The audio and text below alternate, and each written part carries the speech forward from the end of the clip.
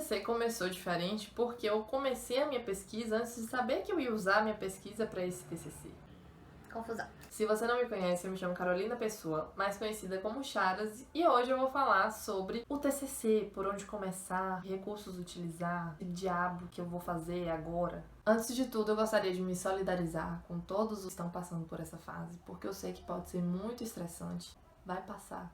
É só uma fase. Vai acabar. Você pode estar confuso, meio perdido, mas vai dar tudo certo. Eu tô gostando bastante de fazer o TCC, mas eu confesso que a melhor parte dele vai ser quando eu acabar com ele. Então eu não vou ter mais esse peso nas minhas costas. Existem milhões de perguntas não respondidas no mundo e você pode usar uma delas com criatividade para o seu trabalho, ou você pode abordar um tema que já tenha sido trabalhado, porque não é obrigatório que seja tudo inédito. Depende mais da sua abordagem, de como você vai falar sobre aquele tema. E é importante lembrar que você pode mudar de rota caso você veja que não tá dando certo. Por exemplo, no 8º semestre, que foi a minha primeira disciplina de metodologia, eu comecei querendo falar sobre prostituição, que foi um tema que eu estudei lá no intercâmbio. Só que aí eu fui vendo que ia ficar muito inviável, porque eu queria fazer entrevista e tal, e ia ser muito complicado. Então eu acabei indo para um tema que não tinha nada a ver, e deu tudo certo. Inclusive, eu vou deixar na descrição, linkado, o meu projeto de pesquisa com as correções da minha orientadora, porque pode dar uma luz para quem tá meio perdido,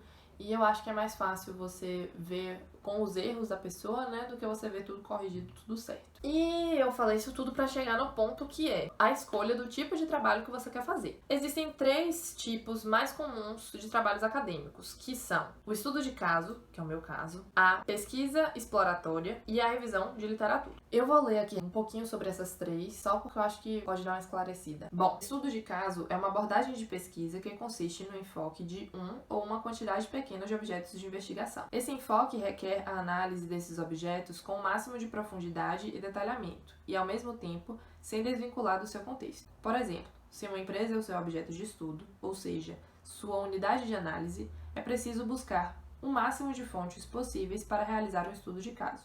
Documentos, entrevistas, observações, que foi o que eu fiz, né? Esse tipo de metodologia é uma abordagem amplamente adotada em ciências sociais e também na área de saúde. Então, basicamente, no estudo de caso, você tem uma abordagem mais múltipla de recursos, que é o que aconteceu comigo, né? Eu analisei dados, eu apliquei questionário, eu fiz intervenções, então, no meu caso, foi um estudo de caso. Contrário ao estudo de caso, a pesquisa exploratória é voltada para uma investigação preliminar do principal objeto de pesquisa a ser realizado. É realizada sobre um problema ou questão de pesquisa, que, na maioria das vezes, são assuntos com pouco ou nenhum estudo anterior ao seu respeito. É pouco estruturada, justamente porque permite ao pesquisador explorar o objeto, torná-lo mais claro. Muitos autores e orientadores defendem que ela cumpre a função de prover o pesquisador de informações iniciais para gerar hipóteses a serem estudadas por metodologias mais estruturadas. Podem se valer de documentos, entrevistas com especialistas, observações, etc. O principal objetivo desse tipo de pesquisa não é testar ou confirmar determinada hipótese, e sim realizar descoberta. E nesse ponto eu acho que eu fiz uma pesquisa exploratória a princípio, que foi quando eu tava me inteirando lá no núcleo, e aí depois eu fui pro estudo de caso especificamente para usar isso no TCC. A revisão de literatura se destaca por resumir toda uma informação existente sobre determinado fenômeno já estudado anteriormente. De uma maneira geral, a revisão de literatura se vale de publicações científicas em periódicos, livros, análises de congressos e etc., resumindo toda a informação existente da forma mais completa possível. Então eu acho que isso já dá uma iluminada, mais ou menos, em como vai ser o tipo de pesquisa que você vai escolher. Só para contextualizar, o meu TCC é sobre o núcleo de prática jurídica da minha universidade. Para quem não sabe, nos cursos de Direito e em outros cursos também, existe um período chamado estágio supervisionado. No curso da UESB é do 7º ao 10º semestre e a disciplina se chama SAJU. É basicamente um serviço de assistência jurídica para aquelas pessoas que não podem pagar. E eis que, no 8º semestre, quando eu retornei, depois da minha 57ª greve. Tô brincando, mas enfim. Durante a greve, eu resolvi ir pro SAJU pra auxiliar da maneira que eu pudesse o pessoal. E, no meio do caminho, Luísa, que é uma das funcionárias lá, topíssima, perguntou pra mim por que eu não usava isso que eu tava fazendo pro meu TCC. E aí eu fiquei assim, não, mas será? Fui conversar com a minha maravilhosa orientadora, Gabriela, te amo, você é perfeita. E ela me deu uma luz e falou assim, não, é uma ótima, dá pra gente fazer isso sim. E ela me ajudou a delimitar o tema, a entender o que eu tava fazendo. E aí, assim, esses 3 tipos de pesquisa, você pode ter, por exemplo, muito mais trabalho em fazer uma revisão de literatura do que fazer um estudo de caso. Vai depender muito do tema que você escolher e de como você vai abordar. O meu trabalho, especificamente, dá muito trabalho, só... Meu trabalho dá muito trabalho, é verdade. Dá muito trabalho, só que assim, é uma coisa que eu gosto de fazer, que me motiva porque eu acho que vai ter algum impacto relevante nas pessoas. Não só porque o SAJU é um serviço que faz parte da formação dos alunos e eu, enquanto aluna, acho que é interessante contribuir para isso, mas também porque eu reconheço a importância do serviço enquanto acesso à justiça mesmo, que é o que garante para aquelas pessoas que buscam a tutela do direito através do núcleo. E assim, só para resumir, para não ficar muito gigante, a minha pesquisa, ela se dividiu em algumas etapas, porque primeiro eu fiz a análise de documentos, né? Analisei quase 300 pastas. E aí eu utilizei muito o Google Forms.